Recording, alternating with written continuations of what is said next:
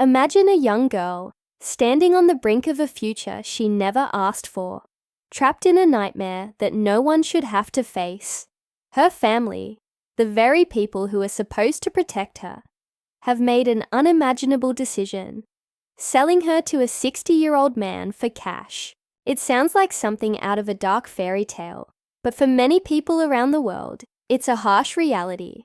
This is the story of Mia, a girl caught in the deadly grip of greed, helplessly watching as the world around her collapses. Mia, just 22 years old, had always dreamed of a life filled with love, joy, and the simple pleasures that most of us take for granted. But her family saw her differently. To them, she was an asset, something to be traded in exchange for money, a means to secure their own future, no matter the cost to her happiness. With each passing day, her world became smaller, more suffocating, as her marriage was arranged not with someone who could love her, but with someone who could provide her family with the wealth they'd been chasing for years. At first, it was all about surviving, but for Mia, surviving was never going to be enough. She wanted more. But just when Mia thought she had resigned herself to the life that had been forced upon her, a twist of fate changed everything. In the most unexpected way, the CEO of a powerful company, the man she'd admired from afar for years, walked into her life just as her wedding was about to begin.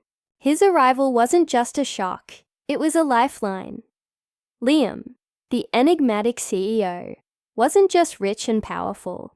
He was the kind of man who could see through the walls people built around themselves. And Mia? She was his obsession. The moment he laid eyes on her, something in him clicked, and he knew he had to have her.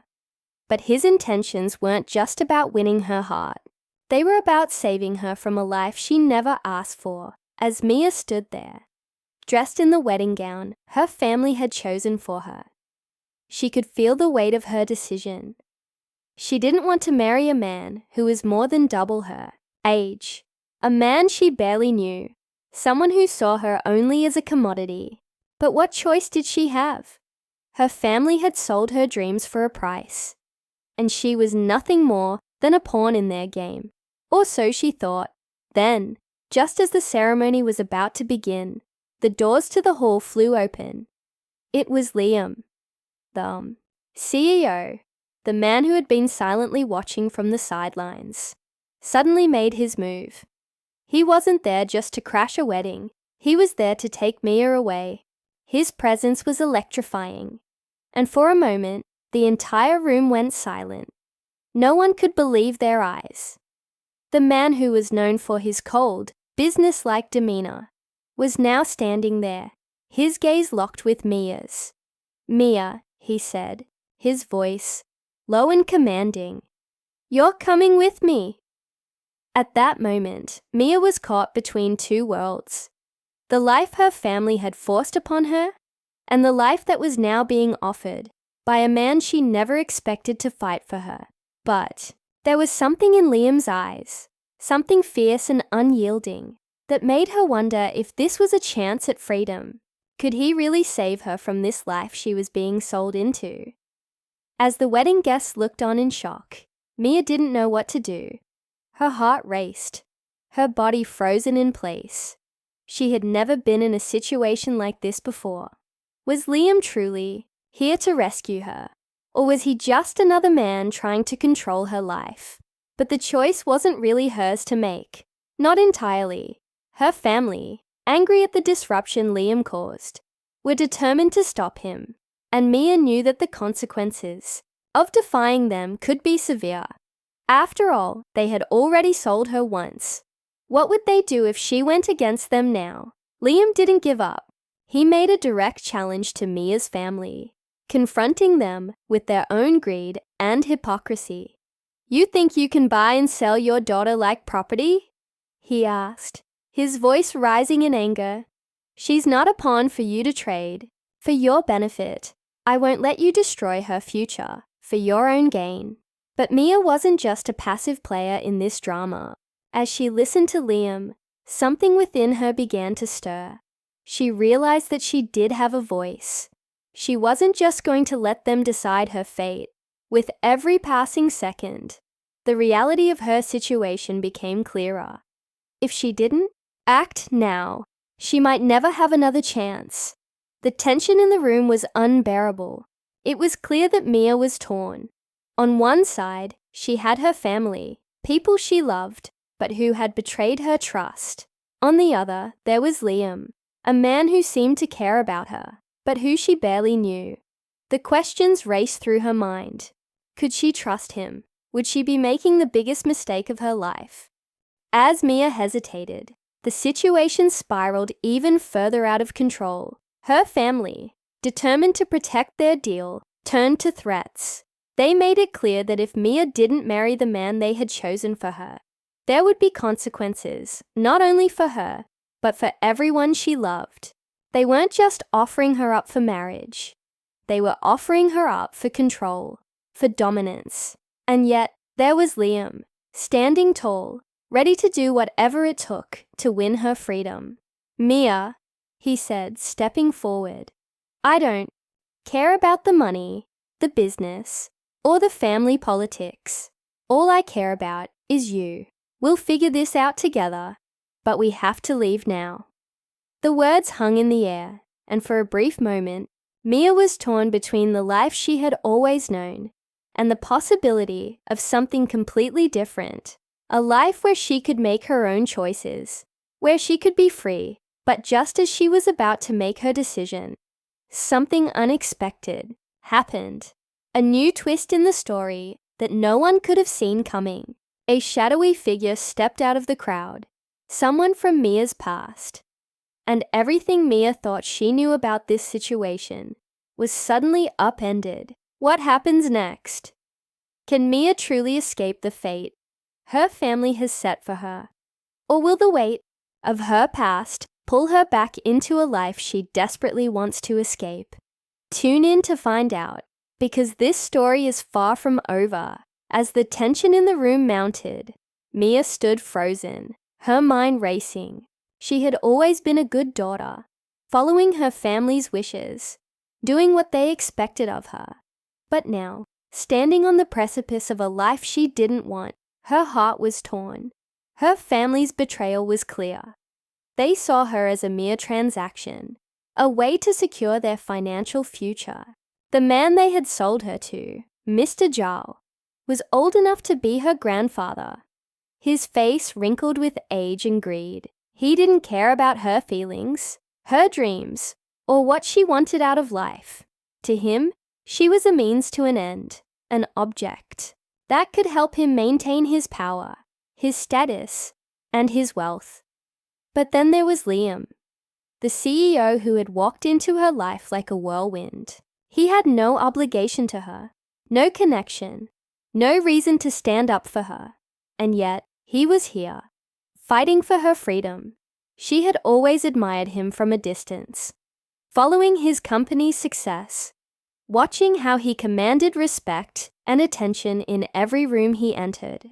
But she never imagined that he would care about her at all, let alone be willing to risk everything to save her. His words echoed in her mind, a lifeline pulling her out of the darkness. "I care about you." It was hard to believe. Mia had never been anyone's priority before. Her family, her supposed support system, had been the ones to trap her in this nightmare. They saw nothing wrong in trading her away for a price. But Liam, he saw her. He saw the fear in her eyes, the uncertainty in her heart. He wasn't asking for anything in return. He just wanted to help her escape. But could she trust him? Could she really leave everything behind? The life she had known, the family who had always been in control, and step into the unknown with a man she barely knew? Mia's mind was a whirlwind of emotions. The fear, the anger, the longing for freedom. It was all too much. She looked back at her family, her mother standing with a proud, almost smug expression, as if selling her had been the right thing to do. Her father too, stood silent, as though this whole arrangement was simply business. She had always known that they weren't the kind of people who valued love over money. But seeing them so calmly dismiss her happiness, so willing to trade her soul for a few extra zeros on their bank account, left her feeling empty, alone. Then there was Zhao, the man her family had chosen. He was waiting at the altar, an uncomfortable smile on his face, eager for the ceremony to start. But the moment Liam stepped into the room, everything shifted. The smile faded from Mr. Zhao's face, replaced with an icy mask of anger and frustration. The rich, powerful man was not used to being challenged. His world was built on dominance, on control, and this disruption threatened to topple everything he had worked for. Mia could see the fury building in his eyes as he stared at Liam. Liam wasn't fazed. His presence, strong and unwavering, seemed to fill the room. His gaze never left Mia, his entire focus on her. "Mia," he said again, softer this time, yet full of command. "You don't have to do this. I'm here to take you away from all this. I promise I'll make sure you're safe." The words hung in the air, and Mia could feel them tugging at her heart, her soul. She had never been so close to breaking free. The weight of her family's expectations, the suffocating pressure of the wedding, the looming shadow of Mr. Zhao. It was all coming to a head in this moment. But then, as if on cue, the door burst open again, this time with a loud crash, and in stormed Jade, her cousin. Jade had always been the black sheep of the family, the one who seemed to rebel against everything their parents stood for. But now, she was just as desperate to stop Liam as everyone else. "What are you doing, Mia?" Jade's voice was sharp, laced with anger. "You're throwing your future away. You think you can just walk out on your family like this?" Mia's heart sank. Jade had always been a close confidant, the one person she could trust. But in this moment, even Jade's words felt like a betrayal. "This is my future," Mia said, her voice barely above a whisper. "I never had a choice. I've been sold, Jade. They sold me to him." Jade's face twisted with guilt, but her eyes were cold. "You don't understand," she said, her tone softer now, but no less insistent. "If you leave, we'll all suffer. Do you think Liam can protect you forever? You think he's just going to swoop in and make everything better? He doesn't know our world. He doesn't understand what will happen to you when you walk away from this family." Mia shook her head, her breath coming faster. "I don't care anymore. I'd rather take my chances with him than live a life where I'm nothing but an object to be traded." Liam stepped forward, his hand outstretched toward Mia. "You don't have to do this alone," he said. "Come with me." And just as she was about to reach out for his hand, a cold, calculating voice cut through the air. "She's not going anywhere," Mr. Zhao spat, his eyes narrowing in fury. "You think you can take what's mine? You think you can just walk in here and ruin everything I've worked for?" The room was silent as the tension between them built, thick and palpable. Mia's heart pounded in her chest as she watched the two men, Liam and Mr. Zhao, stare each other down. She was caught in the middle of a battle that was bigger than her, bigger than anything she could have imagined. Her future was hanging by a thread, and the choice she was about to make would change everything. Just when it seemed like Liam was going to make his move, there was another interruption. This time from the last person Mia ever expected to show up. Her mother, with a desperate, pleading look on her face, stepped forward. "Mia," she said, her voice trembling, "please, don't do this. You don't know what you're getting into. You're throwing away everything we've worked for. Don't let this man ruin your life." Mia's breath caught in her throat. Her own mother, the woman who had sold her to Mr. Zhao, was now begging her to stay. The hypocrisy was almost too much to bear. Mia's head spun. The weight of the decisions bearing down on her. She had one chance to make a choice. Was it freedom with Liam, the man who promised her a life of her own? Or would she go back to her family, to the life they had chosen for her? The room fell into a heavy silence, every eye on her. The moment of truth had arrived, and Mia knew that no matter what she decided, there was no turning back. Mia looked around the room, at the man who wanted to own her, the family who had betrayed her, and the man who was willing to risk everything just to give her a choice.